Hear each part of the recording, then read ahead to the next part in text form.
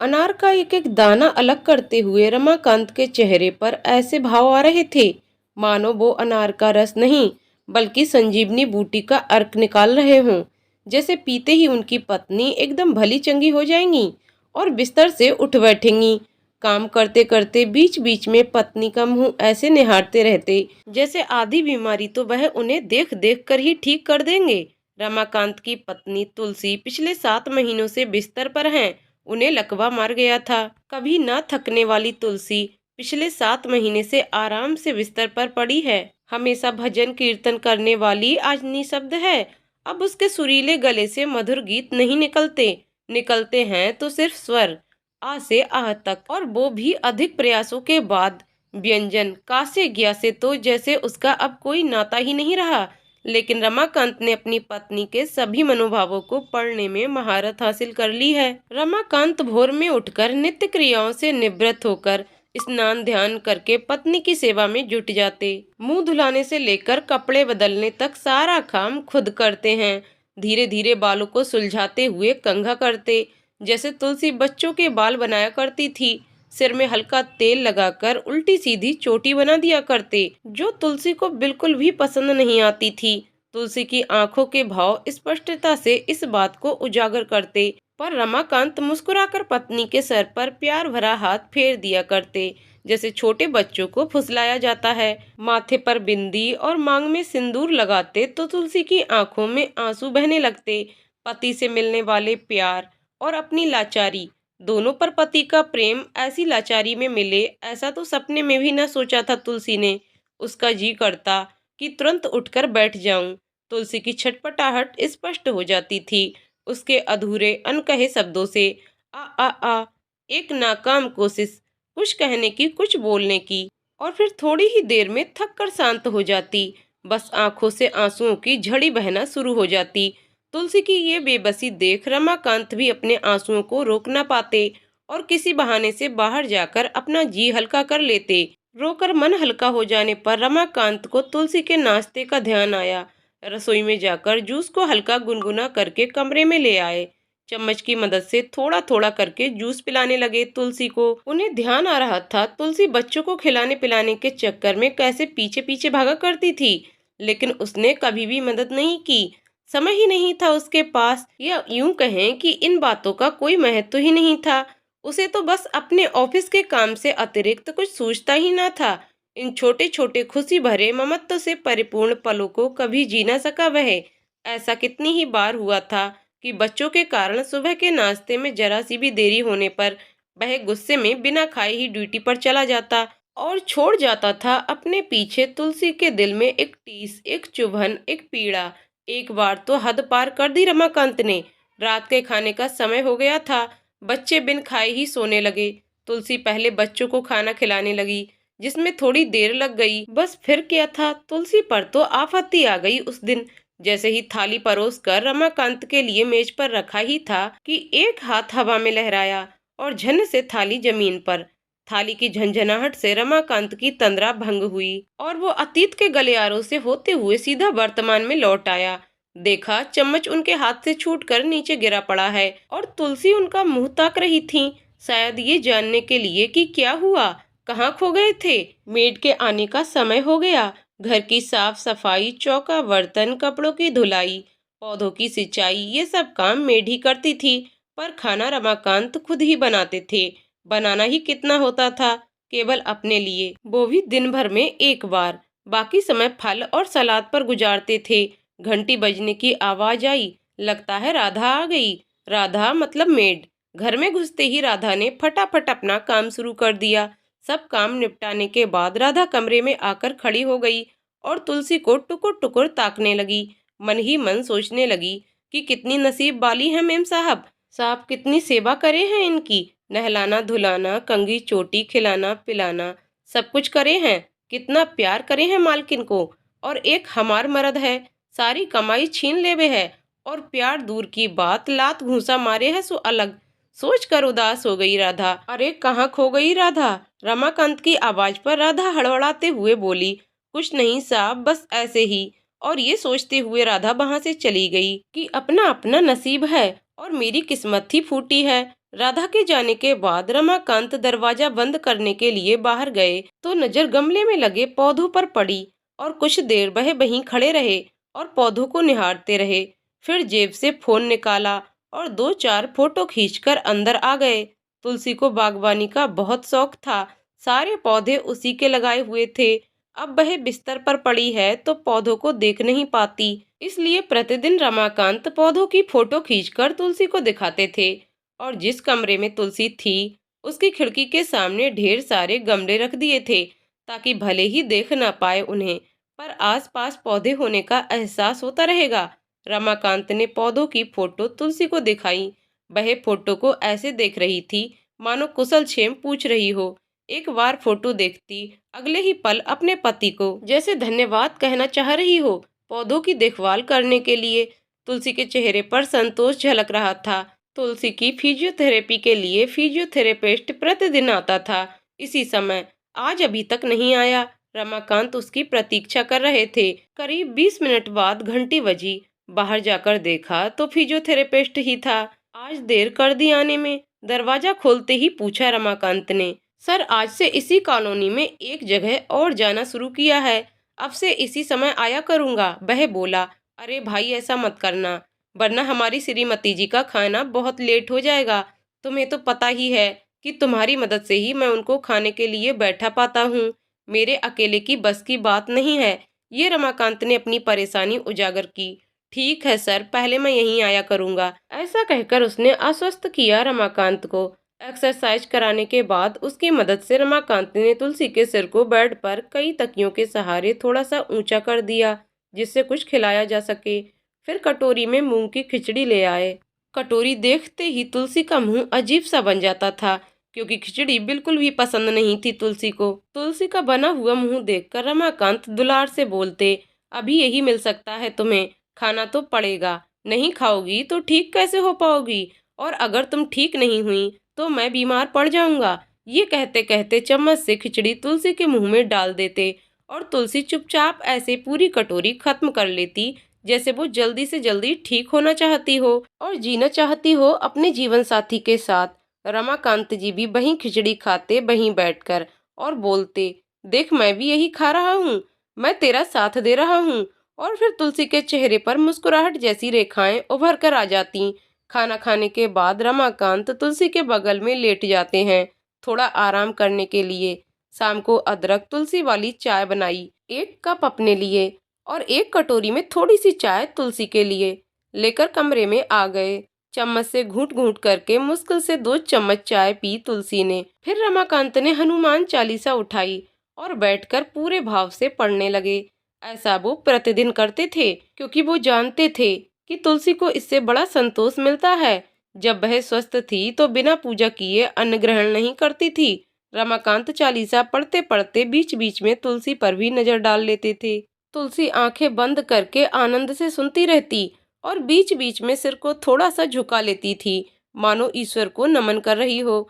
कभी कभी रमाकांत तुलसी की डायरी उठा लिया करते और कोई भजन गाने की कोशिश करते, पर बहुत ही बेसुरा गाते थे। इस बात पर तुलसी बहुत ही खराब सी प्रतिक्रिया देती जैसे उसके भजन का रेड़ पीटी जा रही हो और रमाकांत हंसने लगते।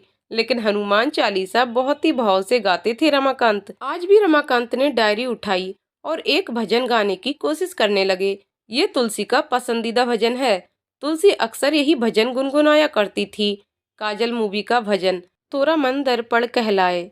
हाँ, यही भजन तो गुनगुना रही थी उस दिन वह, और अचानक रमाकांत के बुलाने पर दौड़कर आ गई थी डायरी मेज पर छोड़कर।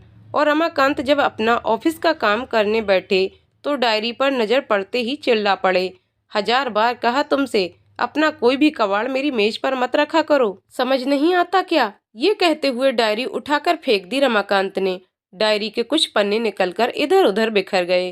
केवल पन्ने ही नहीं बिखरे थे, बिखरा था तुलसी का आत्मसम्मान। छिन्न भिन्न हो गए थे इस घर पर, रमाकांत पर, उसके अपने अधिकार।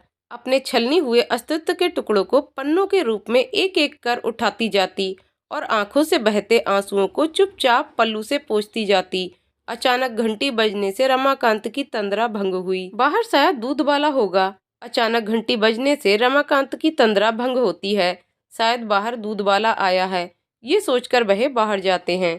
दरवाजा खोला तो अपने बेटे अभेद को परिवार सहित आया देखकर आश्चर्यचकित हो गए और हर्षित होकर बोले, अरे बेटा, तुमने तो आज सरप्राइज दे दिया, पहले से कोई खबर नहीं दी। यही मुस्कान तो देखना चाहता था मैं आपके चेहरे पर, इसलिए तो खबर नहीं दी। जब माँ बीमार पड़ी है आप तो हंसना ही भूल गए। अभेद ने रमाकांत के चरण स्पर्श करते हुए कहा, ये भी तो मेरे ही कर्मों का ही फल है बेटा, जो मुझे ही भुगतना है। हंसने का हक मैंने कब का खो दिया है, अब बस अपनी सजा भुगत लूं। जीवन रहते यही बहुत होगा मेरे लिए। अभेद को गले लगाते हुए भाव विह्वल हो उठे रमाकांत। ऐसा क्यों कहते हैं पापा जी? होनी को कौन टाल सकता है? आप हमेशा इसके लिए स्वयं को दोषी क्यों ठहराते हैं? अभेद ने अपने पिता का मन हल्का करने का प्रयास किया। रमाकांत कुछ और न कह सके, आगे बढ़कर अपने पोते पोती को प्यार से गोद में उठा लिया। स्मिता बहू ने रमाकांत के चरण स्पर्श किए। सभी घर के अंदर आ गए। तुलसी के कमरे में जैसे ही सब दाखिल हुए, तुलसी के चेहरे के भाव बदल गए। चेहरे पर खुशी की लहर दिखने लगी और आंखों से अनबरत अश्रुधारा बह चली। माँ के चरण स्पर्श करके माँ के पास जा बैठा अभेद हाथ में माँ का हाथ लेकर बोला, कैसी हो माँ? बोलने का असफल प्रयास करते हुए तुलसी के मुंह से कुछ स्वर प्रस्फुटित हुए, आ और अश्रुधारा पुनः बह चली। नहीं माँ, ऐसे नहीं रोते, माँ के आंसुओं को पोंछते हुए बोला अभेद। हम हैं ना तुम्हारे पास, और पापा जी कितनी देखभाल करते हैं तुम्हारी, कितना प्यार करते हैं, फिर क्यों रो रही हो? जल्दी से ठीक हो जाओ, फिर अपने हाथ का बना हुआ खाना खिलाओ। कितने दिन हो गए तुम्हारे हाथ का खाना खाए हुए। अभेद ने बात को बढ़ाते हुए माँ का ध्यान बटाने की कोशिश की। स्मिता ने तुलसी के चरण स्पर्श किए और सिरहाने आकर बैठ गई। बच्चों को देखकर तुलसी का मन विचलित हो उठा। उन्हें प्यार करने को बड़ी ही बेबसी से उन्हें देखती रहीं। बच्चों ने भी अपनी दादी माँ के चरण स्पर्श किए और पास जाकर तुलसी के गाल पर प्यार किया। चलो तुम लोग फ्रेश होकर आओ, तब तक मैं चाय का इंतजाम करता हूँ। रमाकांत बोले, पापा जी आप माँ के पास बैठिए, किचन का काम मैं देख लूंगी। स्मिता उठते हुए बोली, अरे बहू तुम पहले फ्रेश तो हो लो, फिर हम साथ में रसोई संभालेंगे। रमाकांत ने मुस्कुराते हुए कहा, जी पापा जी। स्मिता ने हामी भरी और फ्रेश होने चली गई। फ्रेश होकर स्मिता सीधे किचन में पहुंच गई। एक ओर चाय चढ़ा दी, दूसरी ओर झटपट हलवा बनाने लगी। रमाकांत जैसी किचन में आए उसने पूछा, पापा जी माँ के लिए क्या बनाऊं? तुलसी की चाय तो हो गई है, उसके लिए तो अब खिचड़ी ही बनेगी। रमाकांत ने बहू से कहा, ठीक है मैं बना देती हूँ। स्मिता ने रमाकांत की ओर देखकर कहा, पर बहू नमक बिल्कुल कम रखना, वरना एक चम्मच भी ना खाएगी तुम्हारी सास। रमाकांत हंसते हुए बोले, जी पिताजी ध्यान रखूंगी। स्मिता मुस्कुराते हुए बोली। थोड़ी ही देर में हलवा, चाय, बिस्किट, नमकीन इत्यादि लेकर स्मिता कमरे में हाजिर हो गई। अभेद भी बच्चों के कपड़े चेंज करा चुका था। सभी ने तुलसी के पास बैठकर ही चाय नाश्ता किया। फिर स्मिता जाकर किचन से खिचड़ी ले आई और बोली, पापा जी मैं अपने हाथ से खिला दूं माँ को? नहीं बेटा मैं खिला देता हूँ, तुम आज देखो, कल से तुम खिलाना। ये कहते हुए रमाकांत ने खिचड़ी की कटोरी अपने हाथ में ले ली और तुलसी को खिलाने लगे। खिचड़ी का पहला कौर मुंह में डालते ही एक अजीब सी चमक दिखी तुलसी के चेहरे पर। शायद उसे बहू के हाथ की खिचड़ी ज्यादा पसंद आई। जल्दी से कौर निगलकर स्वयं मुंह खोल देती अगले कौर के लिए। रमाकांत इस बात पर मुस्कुरा पड़े और बोले, बहू देखो ना, तुम्हारी सास के कितने नखरे हैं। जब मैं बनाता हूँ कितने बेमन से खाती है, और आज देखो कितने चाव से फटाफट खाई जा रही है। रमाकांत की इस बात पर भी सभी हंस पड़े। तुलसी को खिलाने के बाद बाकी सबने भी भोजन किया और सोने की तैयारी करने लगे। अगले दिन सुबह रमाकांत तुलसी के दैनिक कार्यक्रम में लगे थे। स्मिता ने देखा वो तुलसी का मुंह पोंछकर क्रीम लगाने जा रहे थे, तो वह अनायास ही बोल पड़ी, पापा जी मैं मदद करूं? नहीं बहू, मेरा ही किया धरा है, मैं ही निपटाऊंगा। तुम बच्चों पर ध्यान दो, नाश्ते का इंतजार कर रहे होंगे। रमाकांत ने स्पष्ट मना कर दिया। स्मिता जानती थी कि वो हर बार की तरह इस बार भी मदद नहीं लेंगे। वो रसोई में नाश्ता बनाने चली गई। उसे इस बात की खुशी थी कि सासू माँ को उसके हाथ का बना खाना पसंद आ रहा है। वो मन ही मन सोचने लगी, आज क्या बनाऊं माँ के लिए, उनकी पसंद का।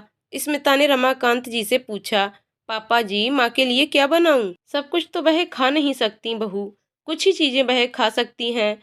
हाँ कुछ ऐसा बनाओ जो थोड़ा गीला और पतला हो, जो आसानी से तुलसी निगल सके।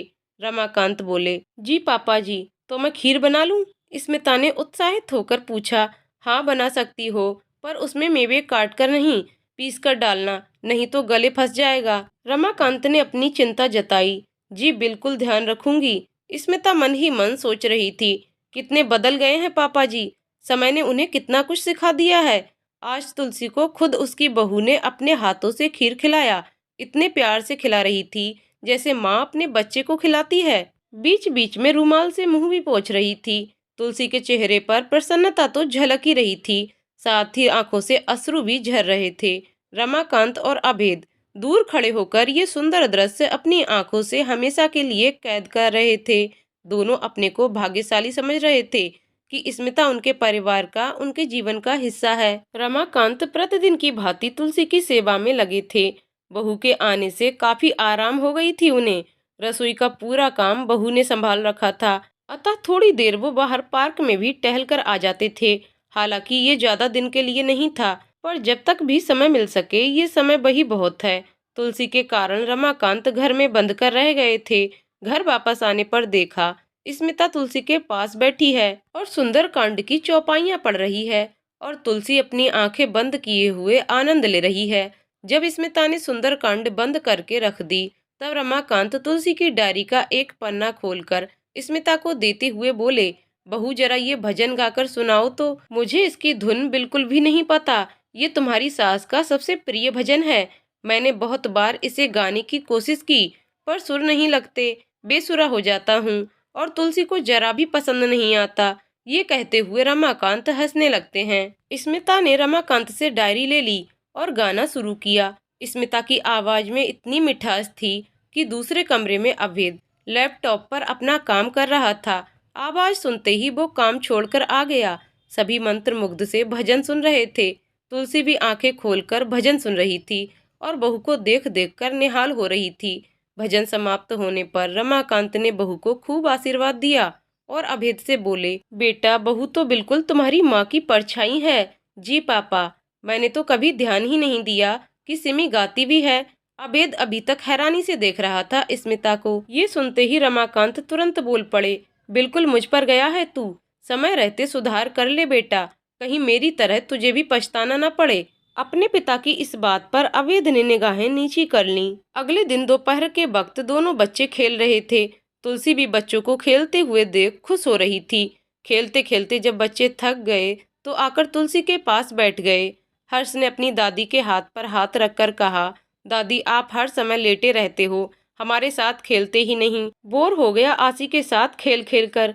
आप पहले की तरह कहानी भी नहीं सुनाते। बोलो ना, चुप क्यों हो आप। तुलसी ने बोलने का प्रयास किया, पर असफल रही। आंखों से फिर वही बेबसी झरने लगी। तभी अभेद वहां आ गया और बच्चों से बोला, ये क्या हो रहा है, दादी को क्यों परेशान कर रहे हो। बताया था ना, दादी की तबीयत ठीक नहीं। बिना डांट खाए बात समझ नहीं आती क्या। अभेद की तेज आवाज सुनकर रमाकांत भी दौड़ चले आए। बच्चों को सहमा हुआ देखकर अभेद पर नाराजगी जताते हुए बोले, बच्चों पर इस तरह गुस्सा करते हैं भला, बड़े बड़ों से भूल होती रहती है। ये तो अभी बहुत छोटे हैं, प्यार से समझेंगे, ये डांट डपट से नहीं। बच्चों के सिर पर प्यार से हाथ फेरते हुए बोले, आज से रोज मैं कहानी सुनाऊंगा तुम्हें, चलो मेरे साथ। बच्चे खुश हो रमाकांत के साथ दूसरे कमरे में चले गए। रमाकांत दूसरे कमरे में आकर बच्चों को अगल बगल लिटाकर कहानी सुनाने लगे। रमाकांत बोले, बच्चों आज मैं तुम लोगों को एकदम सच्ची वाली कहानी सुनाता हूँ। बहुत पहले एक देश में एक सुंदर सी राजकुमारी थी। राजा और रानी उसे बहुत प्यार करते थे, अपनी पलकों पर बिठाकर रखते थे। राजकुमारी बहुत ही हंसमुख थी, बहुत चहचहाती रहती थी। उसे फूलों से बहुत प्यार था। उसकी आवाज बहुत मीठी थी, वह बहुत सुरीला गाती थी। जब वह बड़ी हुई तो एक राजकुमार के साथ उसका विवाह हो गया। राजकुमारी बहुत खुश थी अपनी ससुराल आकर। राजकुमारी बड़ी ही खुशी से और कुशलता पूर्वक पूरे महल का कामकाज अपनी देखरेख में करवाती, परिवार का ध्यान रखती और अपने बच्चों का बहुत अच्छे से पालन पोषण करती। पर जैसे जैसे समय बीत गया, राजकुमारी से उसकी खुशियां दूर जाने लगीं। वो उदास और चुप चुप रहने लगी। बीच में ही बच्चे बोल पड़े, ऐसा क्यों दादाजी, क्या उसे अपनी मम्मी पापा की याद आ रही थी या उसे अपने फ्रेंड्स के साथ खेलना था। नहीं बच्चों, ऐसा कुछ भी नहीं था, रमाकांत बोले। तो फिर क्या दादाजी। दोनों बच्चे व्याकुल हो रहे थे जानने के लिए। रमाकांत आगे बोले। राजकुमारी इसलिए उदास रहती थी क्योंकि राजकुमार के पास उसके लिए समय नहीं था। वह हर समय अपने राजकार्यों में व्यस्त रहता था। कभी युद्ध की तैयारी में व्यस्त रहता था, कभी प्रजा की समस्याओं में उलझा रहता। अपनी पत्नी और बच्चों के लिए उसके पास समय ही नहीं था। फिर क्या हुआ दादाजी? बच्चों ने उत्सुकता पूर्वक पूछा। फिर एक दिन राजकुमारी हमेशा के लिए चुप हो गई। कोई कितनी कोशिश भी कर ले, वह किसी से भी बात नहीं करती थी। रमाकांत ने पल भर को रुककर एक लंबी सांस भरी। तभी हर्ष बोल पड़ा, क्या दादी जी की तरह वो भी तो बात नहीं करती हैं? रमाकांत थोड़ी देर शून्य में ही ताकते रहे। बच्चों ने उन्हें हिलाकर पूछा, दादाजी सो गए क्या आप? हाँ बच्चों, बिल्कुल तुम्हारी दादी जी की तरह, कहकर रमाकांत अपनी आंखों की कोर में आई नमी को अपने हाथों से सोखने लगे। दादाजी आप रो रहे हैं? आसी ने बड़े ही भोलेपन से पूछा। नहीं बेटा, मैं रो नहीं रहा। चलो अब तुम्हारी दादी की दवा का समय हो गया है। अब तुम लोग भी थोड़ी देर पार्क में जाकर खेल आओ। रमाकांत ने बात बदलते हुए कहा। पर दादाजी, राजकुमारी का क्या हुआ? आपने कहानी पूरी नहीं की। हर्ष ने ध्यान दिलाया। बेटा, राजकुमारी अभी भी चुप है। तुम दोनों रोज ईश्वर से प्रार्थना करना कि वो फिर से बोलने लगे और बिल्कुल पहले जैसी हो जाए। और जब वह बोलने लगेगी तभी मैं आगे की कहानी सुनाऊंगा। ओके दादाजी, हम राजकुमारी के लिए रोज प्रार्थना करेंगे। अब हम खेलने जा रहे हैं। ये कहते हुए बच्चे बाहर चले गए। शाम को चाय के समय बच्चे, बहू, रमाकांत सभी लोग तुलसी के पास ही थे, सिवाय एक अभेद के। वह अपने लैपटॉप पर काम में ही लगा पड़ा था। रमाकांत उठकर गए उसके पास और बोले, ये क्या लगा रखा है? कुछ वक्त हमारे संग भी बैठ। हर समय काम में लगा रहता है। क्या करूं पापा, काम बहुत ज्यादा है, निपटाना तो पड़ेगा ही। अभेद ने जवाब दिया। बेटा, काम तो जीवन भर रहेगा, आज नहीं तो कल निपट ही जाएगा। पर ये समय जो तू काम में लगा रहा है ना, ये हमारे हिस्से का समय है, परिवार के साथ बिताने का समय है। एक बार जाएगा तो कभी वापस नहीं आएगा। फिर पछताने से भी कुछ हाथ नहीं आने वाला। मैं देख रहा हूँ तू पहले से बहुत बदल गया है। रमाकांत ने समझाया अभेद को। पहले से तो आप भी बहुत बदल गए हैं पापा, अभेद ने शिकायती लहजे में कहा। हाँ, बदल तो गया हूँ। पहले मैं वैसा था जैसा अब तू होता जा रहा है। तू यहीं रोक ले खुद को। इस घर के लिए यही बेहतर होगा, वरना जिंदगी नर्क बन जाएगी। इस घर में एक ही रमाकांत काफी था, अब एक और रमाकांत नहीं चाहिए इस घर को। ये बोलते हुए नाराजगी और पछतावे से मिश्रित भाव थे रमाकांत के स्वरों में। अभेद चुपचाप उनकी बातें सुनता रहा।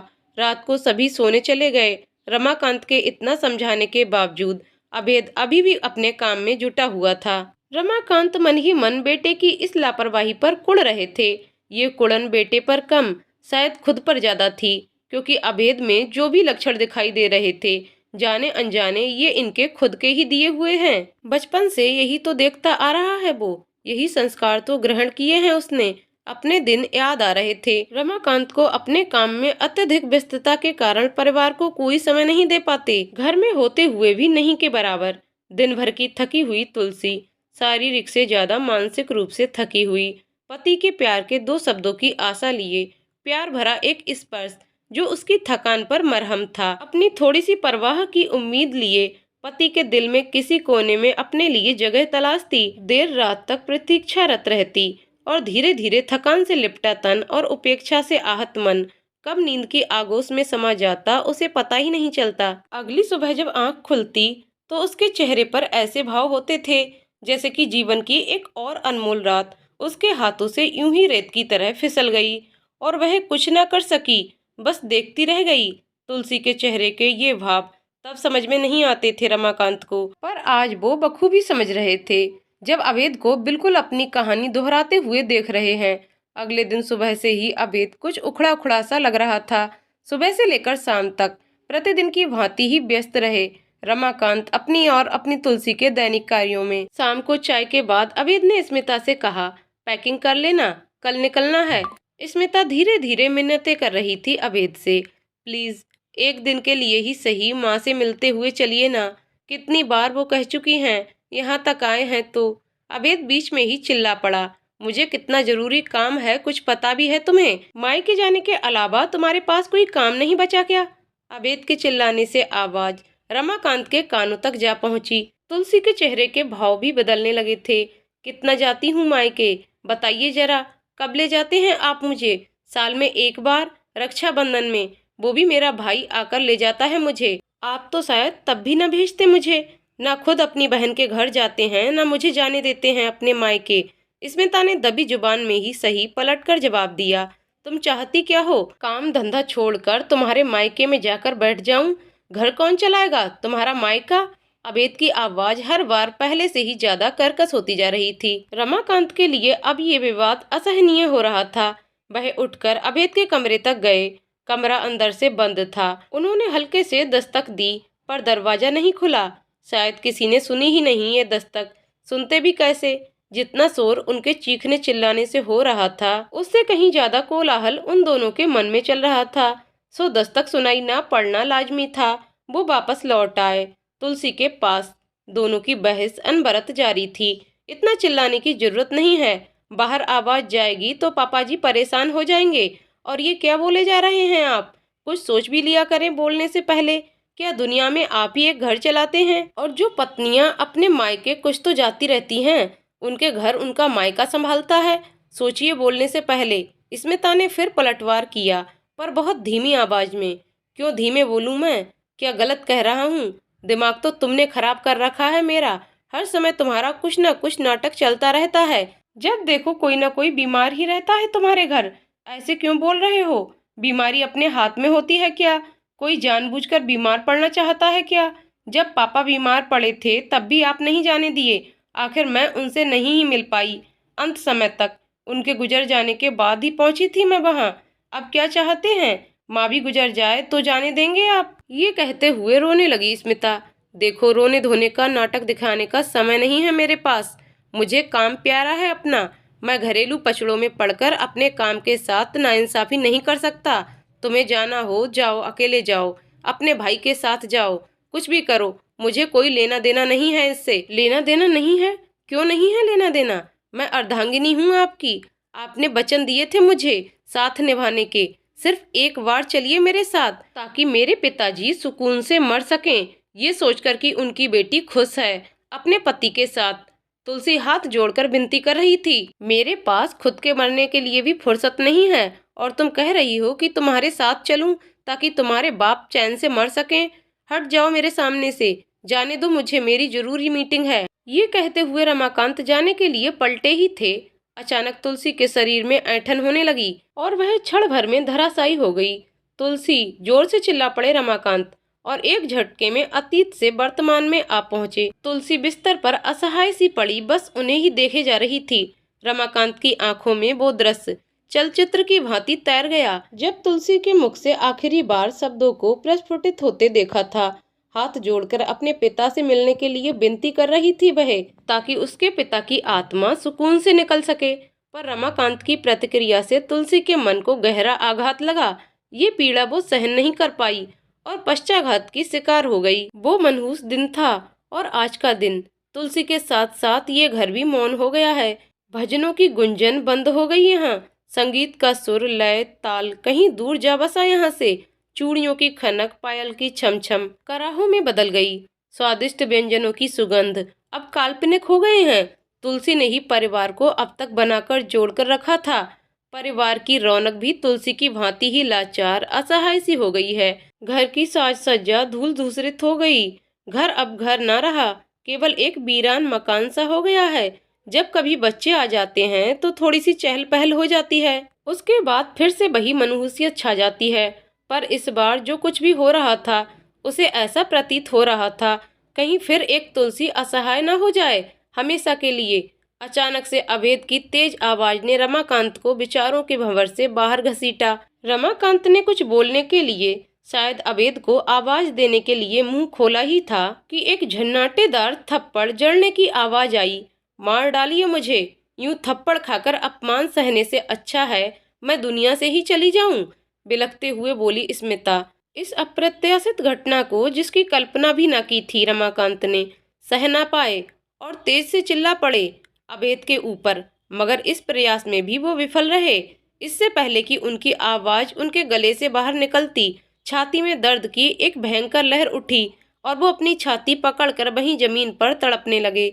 अपने पति की हालत देखकर तुलसी पीड़ा से तड़प उठी और न जाने कहां से शक्ति जुटाकर चिल्ला पड़ी, आ अभेद। तुलसी की उंगलियों में हरकत होने लगी और वह उठने का प्रयास करने लगी। माँ की चीख सुनकर आश्चर्यचकित सा दौड़ आया अभेद और वहां का दृश्य देखकर अबाक रह गया। रमाकांत दर्द से तड़प रहे थे और तुलसी उठने का असफल प्रयास कर रही थी।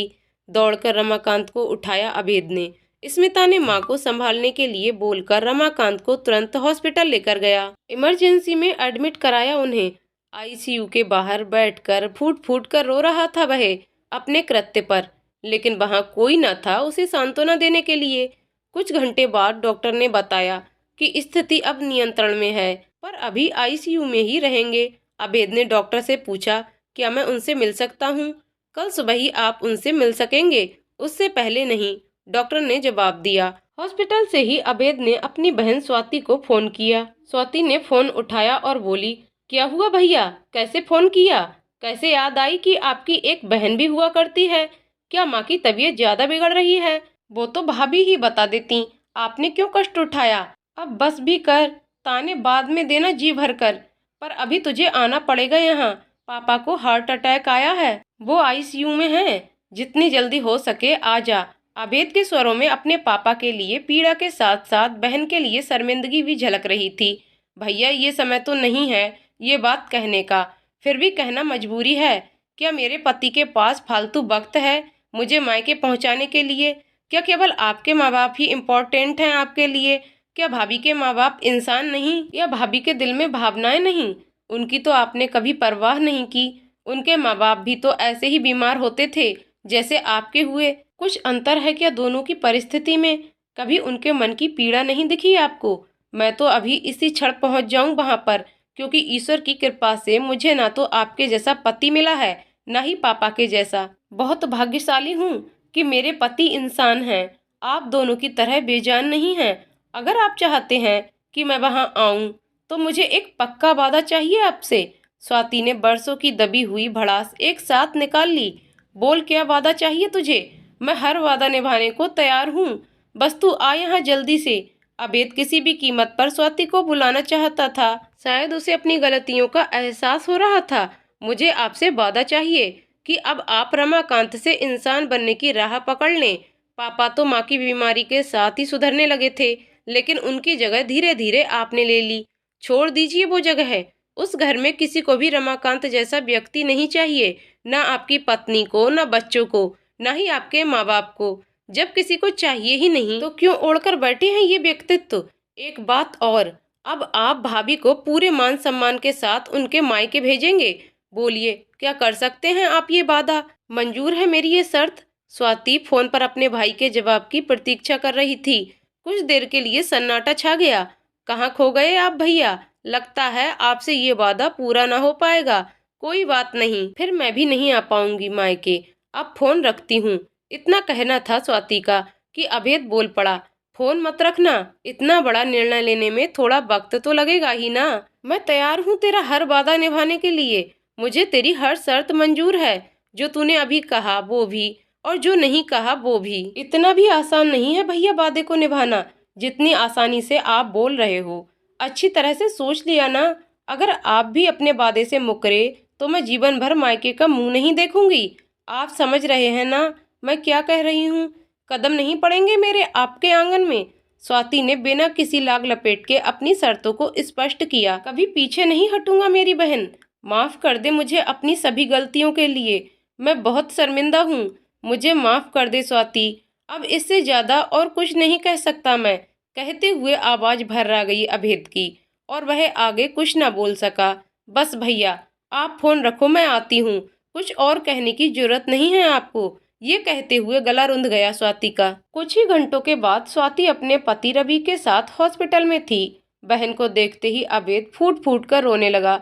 स्वाति भी खुद पर नियंत्रण न रख पाई और अभेद के गले लग रो पड़ी। रवि ने अभेद को हिम्मत बंधाते हुए कहा, परेशान न हो भाई, सब ठीक हो जाएगा। अगली सुबह रमाकांत की स्थिति काफी बेहतर थी। डॉक्टर ने एक एक करके पेशेंट से मिलने की अनुमति दे दी, लेकिन बहुत ही कम देर के लिए। पर पेशेंट से बात करने की मनाही थी। अपने पापा को इस हालत में देखकर स्वाति अपने आंसुओं पर नियंत्रण न रख पाई और रोते हुए बाहर आ गई। एक एक करके तीनों देख आए रमाकांत को। भैया आप घर जाकर थोड़ा आराम कर लीजिए, रात भर के जागे हुए हैं, स्वाति ने अभेद की हालत देखते हुए कहा। रात भर जागने और रोने के कारण अभेद की आंखें सूजी हुई थीं और लाल हो गई थीं। अभेद तुरंत बोल पड़ा, नहीं ऐसा करो, तुम दोनों घर जाकर थोड़ा आराम कर लो, थके हुए तो तुम भी हो। माँ का ख्याल रखना और स्मिता को यहाँ भेज देना। मैं अभी नहीं जा पाऊंगा यहाँ से, अगर गया तो भी दिमाग यहीं लगा रहेगा। स्मिता यहाँ आ जाए फिर मैं घर आ जाऊंगा। ठीक है भैया, भाभी यहाँ पहुँच जाएं तो आप तुरंत आ जाना, स्वाति ने जोर देते हुए कहा। स्वाति जाने को हुई ही थी कि अभेद उससे पूछ बैठा, एक बात बता, अगर मैं तुझसे वादा ना करता तो क्या तू सचमुच मायका छोड़ देती?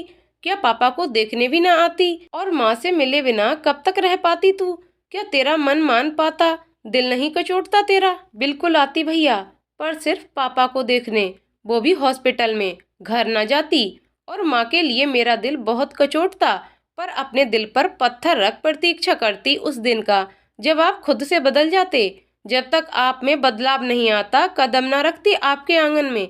ये कहते हुए मुझे बहुत बुरा लग रहा था, पर क्या करूं, कोई तो तरीका अपनाना ही था आपको अपनी कमियों से अवगत कराने का। माँ से कभी ना हो सका जब उनके खुद के साथ अन्याय हो रहा था, और अब जब भाभी भी यही झेल रही थी तो मुझसे सहन नहीं हो पाया।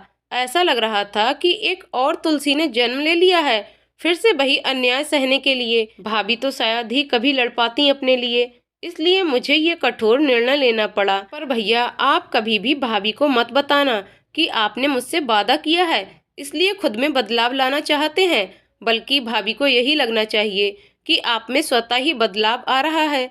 स्वाति ने सब कुछ उगल दिया जो भी उसके मन में था। मैं पूरी कोशिश करूंगा, अभेद ने स्वाति के सर पर अपना हाथ रखकर कहा। मुझे पूरा यकीन है भैया, आप इसमें पूरी तरह कामयाब हो जाएंगे। मुस्कुराते हुए स्वाति बोली, अच्छा अब तू घर जा और स्मिता को भेज जल्दी। अभेद की आवाज में बहुत ही थकान थी। जी भैया भेजती हूँ, ये बोलकर स्वाति और रवि घर को निकल गए। इधर अभेद के हॉस्पिटल जाने के बाद से स्मिता बराबर तुलसी के पास ही बैठी रही। कभी तुलसी का हाथ अपने हाथों में लेकर उन्हें सांत्वना देती, तो कभी अपनी आंखें बंद कर ईश्वर से प्रार्थना करने लगती रमाकांत की कुशलता के लिए। एक पल को भी पलकें न झपकाई उसने। इस बीच तुलसी की उंगलियों में कई बार हरकत महसूस की स्मिता ने, लेकिन इस बात पर प्रतिक्रिया देने के अथवा प्रसन्न होने की बजाय उसका सारा ध्यान हॉस्पिटल में ही लगा था। न जाने कितनी बार फोन मिला चुकी थी अभेद को, पर उसका फोन बिजी जा रहा था। चिंता से स्मिता का बुरा हाल था। कोई भी खबर नहीं मिल पाई थी अब तक। फोन मिलाया पर फोन नहीं लग रहा था। कुछ समझ नहीं आ रहा था कि क्या करें अब। सुबह सुबह अचानक घंटी बजने से एकदम चौंक पड़ी स्मिता। किसी अनजानी आशंका से मन घबरा उठा उसका। वह दौड़ते हुए पहुंची दरवाजा खोलने। दरवाजा खोला तो सामने श्रुति और रवि को देखकर भावुक हो उठी और श्रुति के गले लगकर रोने लगी। श्रुति ने अपनी भाभी को गले लगाते हुए कहा, भाभी परेशान मत होइए, अब पहले से बेहतर स्थिति है पापा की। स्मिता सिसकते हुए बोली, आप लोग हॉस्पिटल से आ रहे हो क्या? खबर कैसे मिली? हाँ भाभी, हॉस्पिटल से ही आ रहे हैं, भैया ने खबर की थी, रात में ही पहुंच गए थे हम वहाँ। श्रुति ने कहा, भैया ने? वो तो तुझे कभी? आश्चर्यचकित हो बोली स्मिता, मुझे एक बार भी फोन नहीं किया, न ही मेरा फोन उठाया। कितनी ही बार फोन किया मैंने उनको, कितनी हालत खराब हो रही थी मेरी, कुछ अंदाजा भी है उन्हें? स्मिता ने नाराजगी दिखाते हुए कहा, भाभी नाराज मत हो, भैया ने मुझे खबर की, उसके बाद उनके फोन में कुछ प्रॉब्लम आ गई थी और जब मैं वहां पहुंची तो फिर पापा को लेकर भैया बहुत ही ज्यादा परेशान थे, रो भी रहे थे। इस परेशानी में भी उन्हें याद नहीं रहा, वरना मेरे ही फोन से खबर कर देते आपको। श्रुति ने सारी स्थिति स्पष्ट किया। भाभी जी आज घर के अंदर नहीं आने देंगी क्या हमें? रवि ने मुस्कुराते हुए कहा, माफ कीजिए नंदोई जी, बिल्कुल आने देंगे। चल श्रुति अब अंदर चल के बात करते हैं, स्मिता ने झेपते हुए कहा। पूरी बात बताई। क्या कह रही हो भाभी, क्या ये सच है? श्रुति को जैसे विश्वास ही नहीं हो रहा था स्मिता की बातों पर। बिल्कुल सच, स्मिता ने इस बात पर अपनी मोहर लगा दी। सुन श्रुति, बातें बाद में करेंगे, चल पहले माँ के नित्य क्रिया कराने में मेरा हाथ बटा और नंदोई जी से बोल वो तब तक फ्रेश हो लें।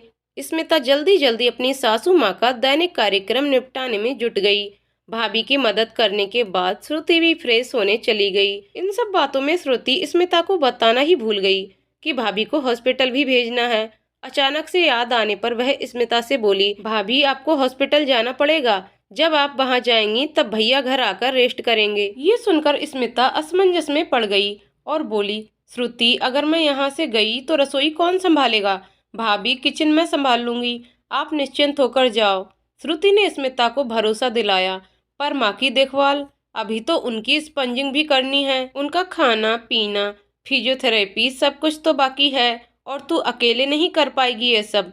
मैंने पापा जी को ये सब करते हुए देखा है तो मुझे पता है ये कैसे मैनेज करना है। ऐसा कर तू ही चली जा हॉस्पिटल। स्मिता ने अपनी मजबूरी बताई। अरे भाई मैं क्या यहाँ मेहमान नवाजी करने आया हूँ? हॉस्पिटल मैं जाता हूँ, आप दोनों मिलकर घर संभालो। बस मुझे फटाफट नाश्ता करा दो, फिर मैं निकलूं। रवि हंसते हुए बोला, आपने तो मेरी मुश्किल आसान कर दी नंदोई जी। रवि की बात सुनकर स्मिता ने राहत की सांस ली। श्रुति रसोई में जाकर फटाफट नाश्ता बनाने लगी। श्रुति फटाफट नाश्ता तैयार कर रवि और बच्चों को खिलाती है। स्मिता तुलसी के लिए जूस निकालकर हल्का गुनगुना कर ले जाती है। चम्मच से धीरे धीरे तुलसी को जूस पिलाते हुए उसे ऐसा लग रहा था जैसे कि एक माँ अपने बच्चे को प्यार से खिला पिला रही हो। अचानक से अपनी माँ की याद आते ही उसकी आंखें भर आती हैं। अपने आंचल से अपनी आंख के कोरों को पोंछ ही रही होती है कि श्रुति आ जाती है कमरे में और देखते ही बोल पड़ती है, अरे भाभी आप रो क्यों रही हैं? अचानक से क्या हुआ? अरे कुछ भी तो नहीं, वो रात में सोई नहीं ना, इसलिए पानी आ रहा आंखों से। स्मिता ने झूठ बोलने का असफल प्रयास किया। भाभी अब बच्ची नहीं रही, ससुराल वाली हो गई हूँ मैं। मुझे बहलाओ मत, माँ को याद कर रो रही हो ना। भाभी के मन की बात पढ़ ली श्रुति ने। स्मिता कुछ भी जवाब न दे सकी। भाभी के कंधे पर हाथ रख भरोसा दिलाया श्रुति ने, सब ठीक हो जाएगा भाभी, बस थोड़ा धैर्य रखिए। नंदोई जी का नाश्ता हो गया? बात बदलते हुए स्मिता बोली, हाँ भाभी हो गया नाश्ता, वो तो हॉस्पिटल जाने के लिए एकदम तैयार खड़े हैं, जवाब दिया श्रुति ने। एक काम कर श्रुति, थोड़ा नाश्ता पैक करके अपने भैया के लिए भेज दे। पता नहीं सुबह से चाय भी नसीब हुई है कि नहीं, भूखे होंगे। घर आने में पता नहीं कितनी देर हो जाए, कल रात को भी कुछ नहीं खाया। एक ही सांस में सब कुछ बोल गई स्मिता। भाभी की बात सुनकर मुस्कुरा उठी श्रुति। ठीक है भाभी, पैक करती हूँ अभी। तुलसी को थोड़ी सी खिचड़ी खिलाने के बाद स्मिता और श्रुति दोनों ने नाश्ता किया। फिर श्रुति दोपहर के खाने की व्यवस्था में लग गई और स्मिता तुलसी की स्पॉन्जिंग में। स्मिता बड़े ही प्यार से और सावधानी बरतते हुए सारे काम कर रही थी। कपड़े बदलाने के बाद बड़ी ही कोमलता से तुलसी का मुंह पोंछकर क्रीम लगाया, बालों को धीरे धीरे सुलझाकर चोटी बना दी, सिंदूर बिंदी लगाई। स्मिता मगन हो सब किए जा रही थी और श्रुति दरवाजे के पास खड़ी खड़ी निहारे जा रही थी अपनी भाभी को। अचानक स्मिता की नजर श्रुति पर पड़ी तो वह हंसते हुए बोली, ऐसे क्या देख रही हैं? देख नहीं रही भाभी, बस सीख रही हूँ आपसे। श्रुति भावुक होकर बोली, सीख रही? वो मुझसे? पर क्या? स्मिता ने हैरत भरी नजरों से देखा श्रुति को। देख रही हूँ कितना प्यार और देखभाल कर रही हैं आप अपनी सास की, जैसे खुद की माँ हो। कैसे आत्मसात कर लिया है आपने सभी रिश्तों को, बस एक ही कमी है आप में। श्रुति के एक एक शब्द भाव से भरे हुए थे। और वो कमी क्या है मुझ में, ये भी तो पता चले। स्मिता ने मुस्कुराते हुए कहा, और वो कमी ये है, आप सब कुछ चुपचाप सह लेती हैं, गलत बात का विरोध नहीं करती हैं। श्रुति के शब्दों में थोड़ी नाराजगी थी। क्या करूं, जब बोल पाती थी तब माँ ने अपने उपदेशों के साथ ये कहकर मायके से विदा किया था कि बेटा, घर चलाने के लिए पति पत्नी में से एक का शांत होना जरूरी है। परिवार की खुशी के लिए अपनी जुबान को अपने नियंत्रण में रखना, मन को शांत रखना और अपने गुस्से और तकलीफ को अपने अंदर सोखने की कोशिश करना, ये बात मैंने गांठ बांध ली थी। अब यही मेरी आदत बन गई है। अब हिम्मत भी नहीं होती पलटकर जवाब देने की। स्मिता ने अपना दर्द बयां किया। भाभी, दर्द उतना ही सहना चाहिए जितना बर्दाश्त कर सको। दर्द को जख्म और जख्म को नासूर मत बनाओ। खुद को इंसान ही समझो। अत्याचार सहते रहने वाला जानवर न बनाओ। और ना ही अपने पति को इंसानों पर जुल्म करने वाला दरिंदा बनने दो। ये कहते हुए थोड़ा आक्रोशित हो उठी श्रुति। श्रुति, कभी कभी इंसान मजबूर होता है चुप रहने और सब सहने के लिए। अगर मैंने मुंह खोला तो घर टूट जाएगा, परिवार बिखर जाएगा, और बच्चों के भविष्य का क्या होगा? कहीं तेरे भैया ने मुझे घर से जाने को कह दिया तो कहाँ जाऊंगी मैं? मायके जाकर किसी को परेशान नहीं कर सकती। मैं इसलिए सब सहने के लिए तैयार हूँ। स्मिता की बातों में बड़ी व्यवस्था झलक रही। उनकी ये मजाल, जरा कहकर तो देखें। कम से कम ये अन्याय तो मैं हरगिज न होने दूंगी आप पर। मैं हमेशा आपके साथ हूँ भाभी, इतना भरोसा तो आप कर ही सकती हैं मुझ पर, श्रुति ने डंके की चोट पर कहा। और मुझे अपनी ननद रानी में यही बात सबसे ज्यादा अच्छी लगती है। एकदम बिंदास है, सब खुलकर बोल देती हैं, फिर चाहे जो भी हो जाए। स्मिता ने मुस्कुराते हुए कहा। तो आप भी सीखिए कुछ अपनी ननद से। श्रुति की इस बात पर ननद भाभी हंस पड़ी। हॉस्पिटल पहुंचकर रवि ने सबसे पहले अबेद को नाश्ता करने को कहा। अबेद ने नाश्ता कर लिया।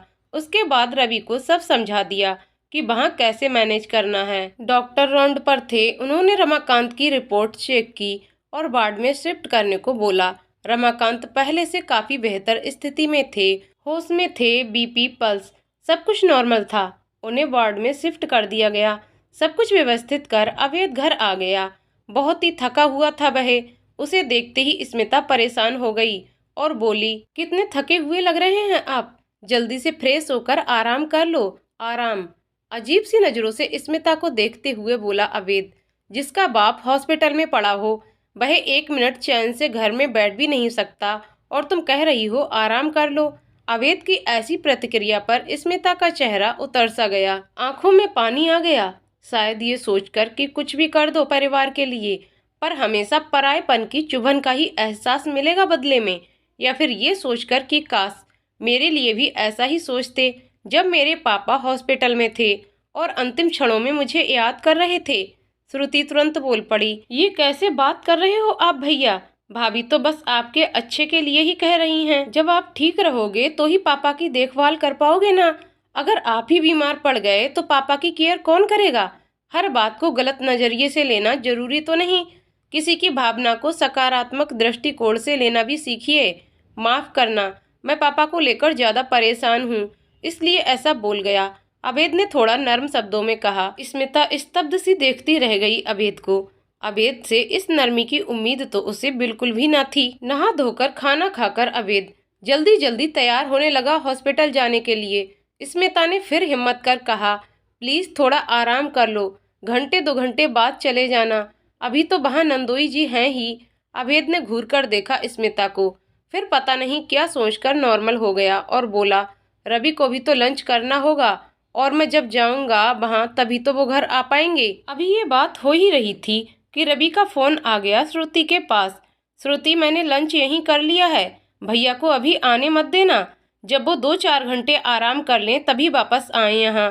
श्रुति ने आकर तुरंत अभेद को बताया, भैया अब आप थोड़ा सा चैन से सो जाइए, रवि ने लंच वहीं कर लिया है, अब वो शाम को ही घर वापस आएंगे, आप बिल्कुल निश्चिंत हो जाएं, रवि वहाँ सब मैनेज कर लेंगे।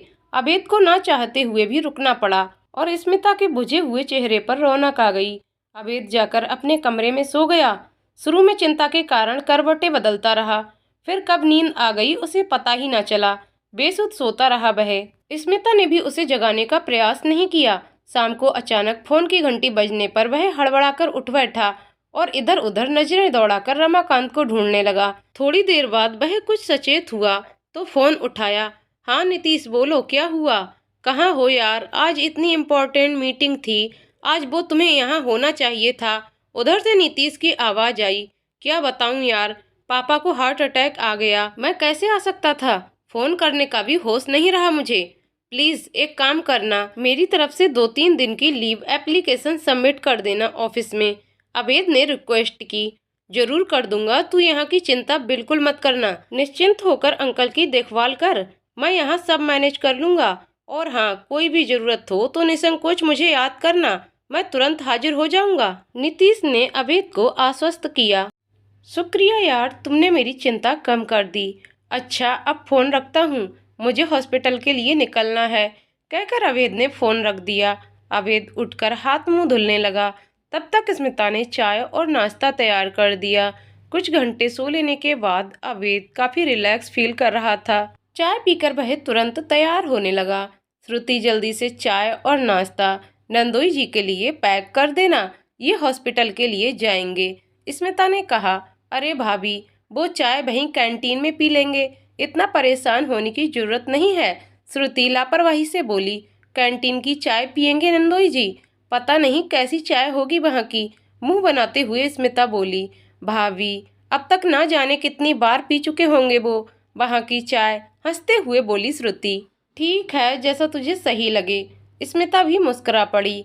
अभेद हॉस्पिटल पहुंच गया। थोड़ा झेपते हुए रवि से बोला। कुछ ज्यादा ही गहरी नींद में सो गया था, समय का होश ही नहीं रहा। काफी कष्ट दे दिया आपको। अरे भैया, कैसी बात कर रहे हैं आप? मैं कोई पराया तो नहीं, इतनी सेवा का तो मेरा भी हक बनता है ना।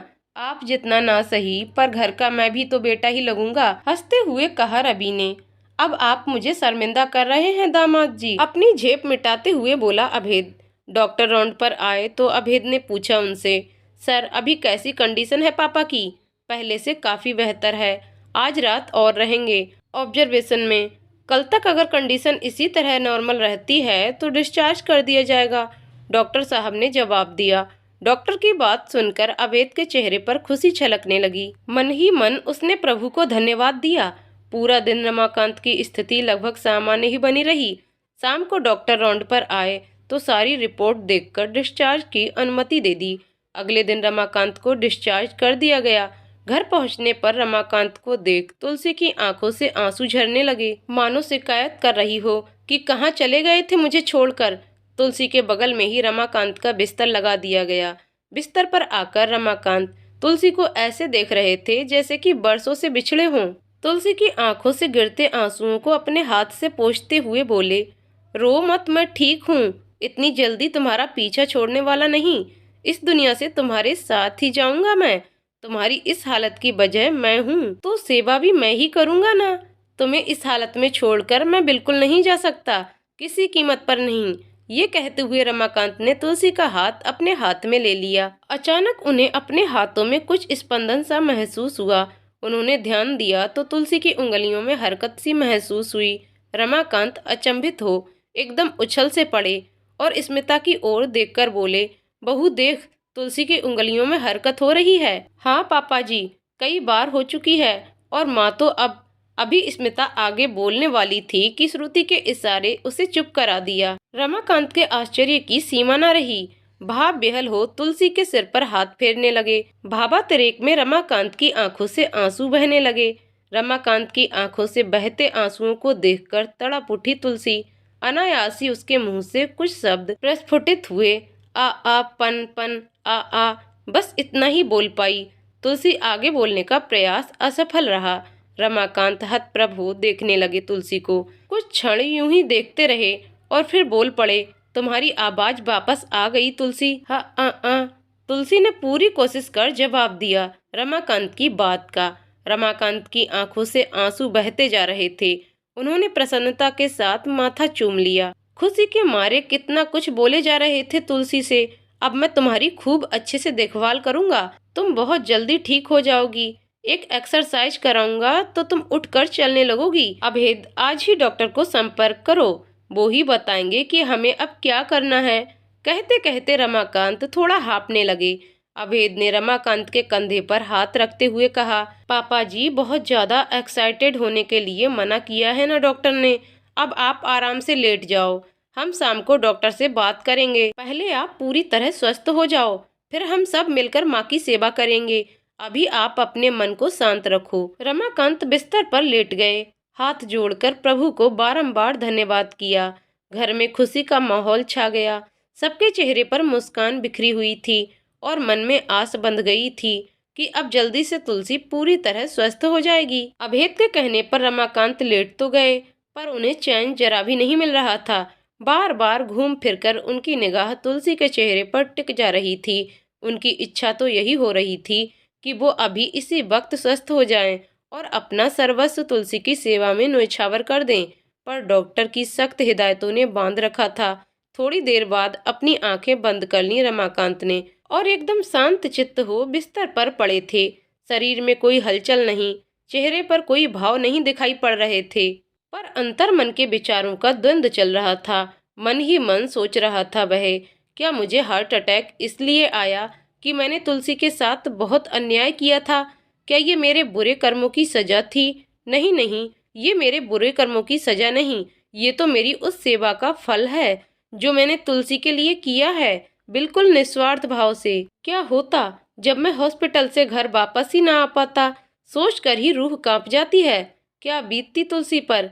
क्या वह एक पल भी जीवित रह पाती मेरे बिना? क्या वह मुझे माफ कर पाती कभी इस बात के लिए कि मैं उसे अकेले छोड़कर चला गया? एक तो पहले ही बरी नहीं हो पाया था मैं अपने पिछले गुनाहों से, उस पर एक गुनाह और कर जाता, उसे विधवा बनाकर छोड़ जाने की। जीते जी मर जाती वह, कभी नहीं माफ करती मुझे, अगले कई जन्मों तक नहीं। रमाकांत ने एक लंबी सांस भरी और मन ही मन फिर सोचा, ये हार्ट अटैक तो मेरे लिए वरदान साबित हुआ है। इसकी वजह से तुलसी की स्थिति में आश्चर्यजनक सुधार आया है। ये तो एक सुअवसर दिया है विधाता ने मुझे कि मैं अपनी तुलसी को फिर से पहले जैसा पा सकूं और उससे अपने किए की माफी मांग सकूं और उसके साथ कुछ खुशी के पल गुजार सकूं। ये सोचते हुए उनके चेहरे पर निश्चिंतता के भाव स्पष्ट हो गए, होठों पर एक मुस्कान तैर गई। अगले ही दिन रमाकांत ने अभेद को पुनः स्मरण कराया कि तुलसी के संबंध में डॉक्टर से बात कर ले। अभेद ने डॉक्टर को फोन मिलाया और उन्हें तुलसी की वर्तमान स्थिति से अवगत कराया। अभेद के विशेष आग्रह पर होम विजिट के लिए सहमत हो गए। शाम को डॉक्टर ने तुलसी का चेकअप किया तो मुस्कुराते हुए बोले, पेशेंट की विल पावर बहुत स्ट्रांग है, आश्चर्यजनक इम्प्रूवमेंट हुए हैं, बहुत अच्छी बात है। थोड़ी मेडिसिन चेंज करनी होगी और एक्सरसाइज बढ़ाने होंगे।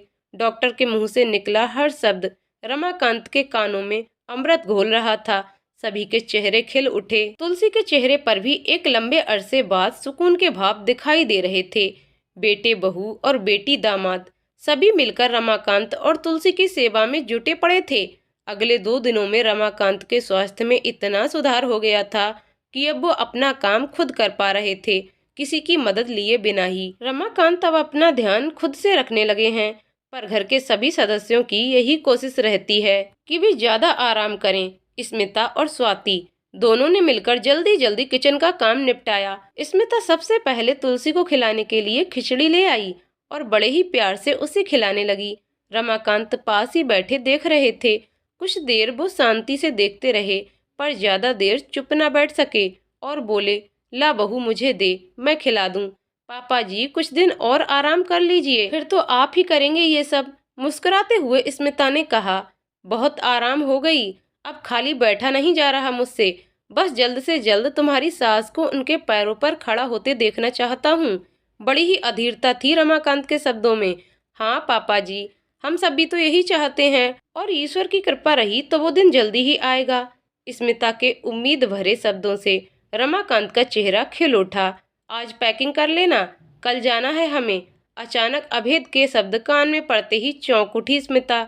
जाना है? ऐसे कैसे जा सकते हैं हम? अभी तो पापा जी भी पूरी तरह स्वस्थ नहीं हो पाए हैं और माँ की देखभाल कौन करेगा? बिना सोचे समझे कुछ भी बोल देते हो आप।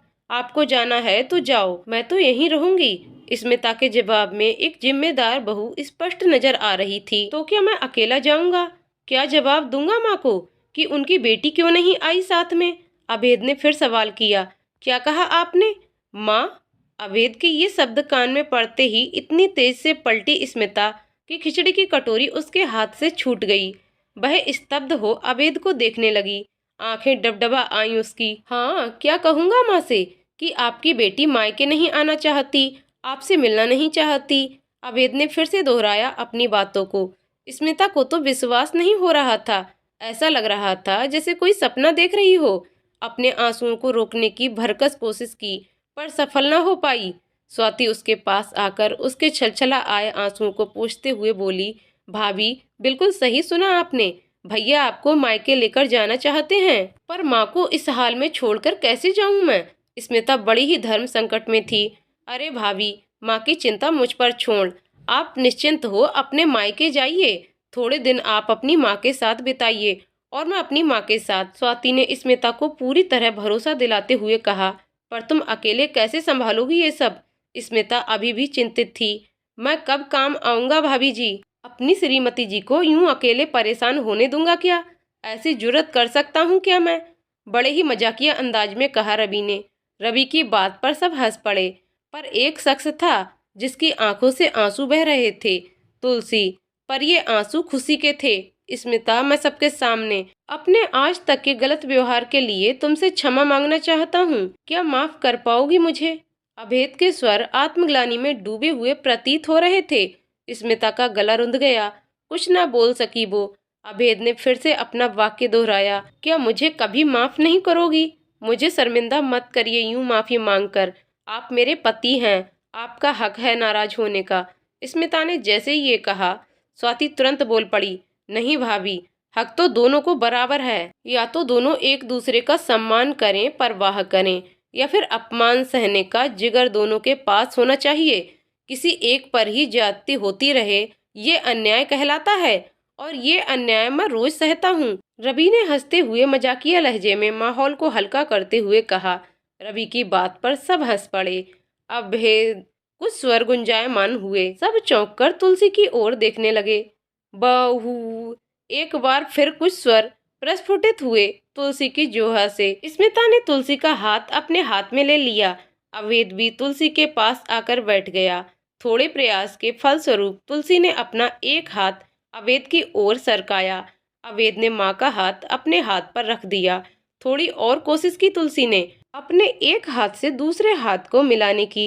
एक हाथ में स्मिता का हाथ था और दूसरे में अवेद का प्रयास सफल रहा। तुलसी ने अपने एक हाथ पर दूजा हाथ रख दिया। आंखों में अविरल धारा प्रवाहमान थी। रमाकांत भी ने अपना प्यार भरा हाथ अपने बहू बेटे के सर पर फेरा। मैं भी कुछ कहना चाहता हूँ। अब रमाकांत की आवाज सुन सभी हतप्रभ थे। तुलसी, तुम्हारी इस हालत का दोषी मैं ही हूँ। अभेद के इस व्यवहार का जिम्मेदार भी मैं ही हूँ। इस घर के नकारात्मक वातावरण का जिम्मेदार भी मैं ही हूँ। एक तरह से परिवार के हर सदस्य का गुनहगार हूँ। मैं केवल तुलसी से ही नहीं, बल्कि सभी से अपने किए की क्षमा चाहता हूँ। सभी को संबोधित करते हुए कहा रमाकांत ने। साथ ही अपने हाथ भी जोड़ लिए। सब हैरत से देख रहे थे उन्हें। एकदम मूक बधिर की भांति एक सन्नाटा सा पसर गया। नहीं, तुलसी की आवाज से सबका मौन भंग किया। सबने देखा, तुलसी ना के संकेत में अपनी गर्दन हिला रही थी, और शायद ये प्रारंभ था खुशियों का। सुखों का माहौल गंभीर था। सबके चेहरे पर खुशी थी, निश्चिंतता थी। मित्रों, ये कहानी यहीं समाप्त करती हूँ, इस आशा के साथ कि तुलसी रमाकांत की सेवा, चिकित्सकीय सलाह एवं फिजियोथेरेपी के द्वारा अति शीघ्र स्वस्थ हो, पहले की भांति अपने पैरों पर चलने लगेंगी, व रमाकांत के साथ अपना शेष जीवन सुखपूर्वक व्यतीत करेंगी। दोस्तों, आपको कहानी कैसी लगी कमेंट करके जरूर बताइएगा। कहानी पसंद आई हो तो वीडियो को लाइक शेयर करें और चैनल को सब्सक्राइब करें। वीडियो को पूरा देखने के लिए बहुत बहुत धन्यवाद दोस्तों।